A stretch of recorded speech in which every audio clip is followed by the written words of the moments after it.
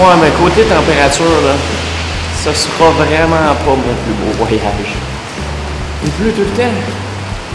Et là, j'ai dû retarder mon lever, ma sortie de la guest house de quelques heures parce que ça arrête pas. Ben là, il est 7 heures, puis ça n'a pas ralenti. Et je quitte ce soir, moi. Fait que, heureusement, j'en ai vu quand même pas mal hier, mais je vous ai vraiment pas tout montré. Fait que là, comme je vous dis, ma guest house est de l'autre bord de la rue. Et ici, c'est l'entrée principale pour la vieille ville. Donc, je suis dans un porche. Je suis caché de la pluie. Fait que, ben, on part ça ce matin. On rentre dans la vieille ville. Et, bon, on va faire le tour. Ça va être plus long à cause de la pluie. Il faut se camoufler. C'est pas toujours facile. Mais, keep smiling. Je suis quand même à Vilnius, fait que je vais pas me plaindre qu'il pleut trop. Boum!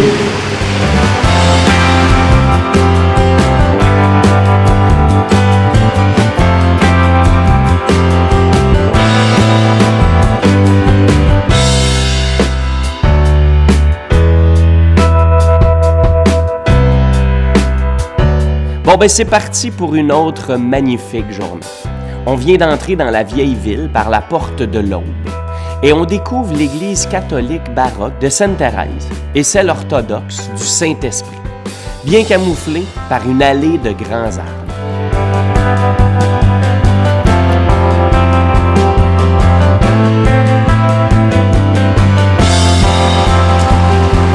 Ouais, mais je sais pas pour vous, là, mais la belle ville remplie de couleurs qui m'excitait tant hier est moins cool, je vous dirais. Là, tout est morne, tout est plate. Ben là, il n'y a personne, il n'y a pas beaucoup de monde dans les rues en partant, là, mais c'est sombre. Puis là, en plus, ben il faut que je me promène de spot non mouillé à spot non mouillé. Fait que là, je suis en dessous d'un bel auvent jaune de restaurant. Sinon, je me tiens d'un cadre de porte ou en dessous des balcons. Puis sinon, ben je cours entre une place et l'autre en essayant de couvrir ma caméra parce que j'ai pas de parapluie. Vous voyez, j'ai un peu de temps à perdre. Ça ne me tente pas de retourner à la pluie. Fait que je peux vous jaser comme ça pendant des heures et des heures. Wow!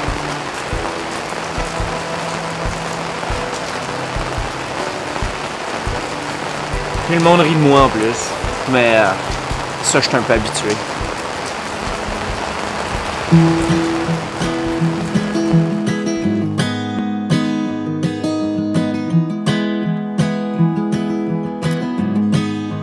L'église Saint-Casimir est la plus ancienne église baroque de Vilnius. Elle a été construite par les Jésuites à partir du début du 17e siècle, terminée et consacrée en 1635 et dédiée à Saint Casimir, qui est le patron de la Lituanie.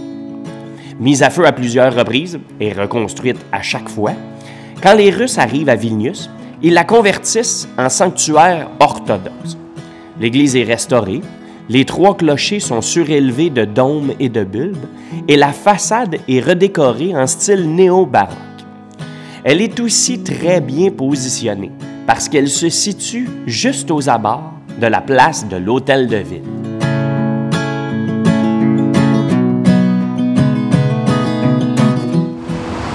Bienvenue à la place de l'Hôtel de Ville.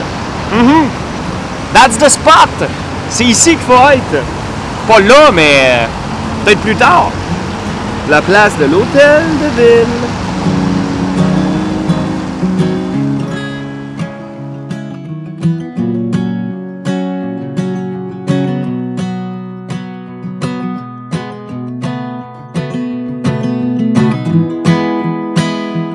La capitale de la Lituanie compte un peu plus de 500 000 habitants et c'est la ville la plus peuplée de tout le pays.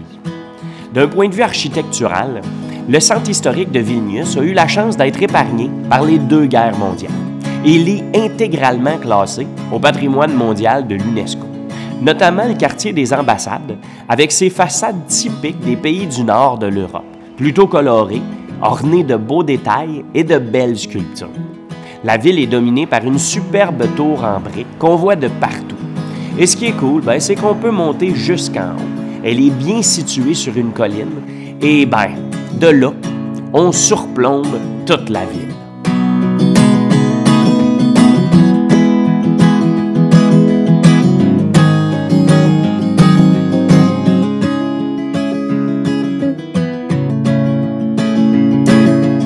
Disons que Vilnius en a vu pas mal de toutes les couleurs dans son histoire.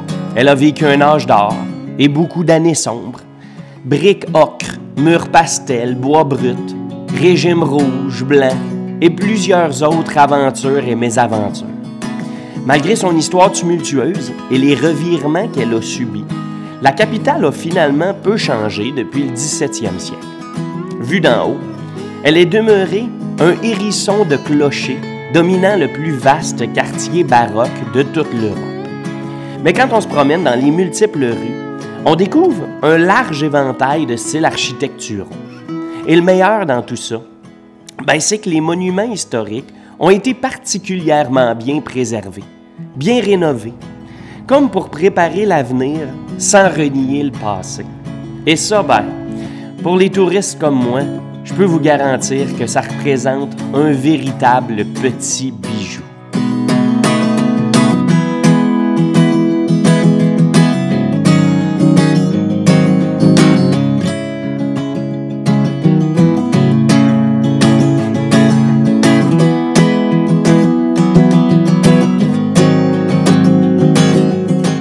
Je viens juste de ressortir de la vieille ville pour essayer de contempler un peu ce qui reste des murailles. Il reste vraiment pas grand-chose. Il reste une des 9 portes principales qui est à l'entrée juste où j'ai commencé ce matin. Puis là, on a le Bastillon derrière moi qui est, bon, une des anciennes places fortes. Il reparle, ben dans le fond, il parle qu'il voudrait reconstruire une des enceintes sur 3 km. Mais à ce que je vois, il reste quand même pas mal de rénaux à faire. Donc, ils vont-tu faire ça bientôt ou non?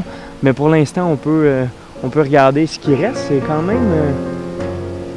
C'est quand même bien. C'est pas si magané que ça en plus.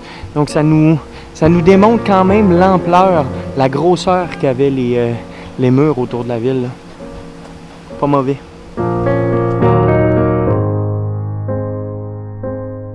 Avant d'aller faire une petite pause à la guest house, on revient où on a commencé notre journée, devant la porte de l'Aube, aussi appelée la porte de l'Aurore, et qui est un lieu de pèlerinage catholique bien connu. Aujourd'hui, on y retrouve une chapelle de style néoclassique destinée à abriter une icône de la Vierge. Et ben, c'est ici qu'on termine notre moitié de journée, parce qu'on est vraiment dû pour aller se reposer un peu. Ouais, ben mes amis, il nous en reste pas mal à découvrir. C'est pas encore terminé. Donc, cliquez sur la prochaine aventure. Suivez-moi, partagez, commentez, likez. Puis on continue notre visite de Vilnius.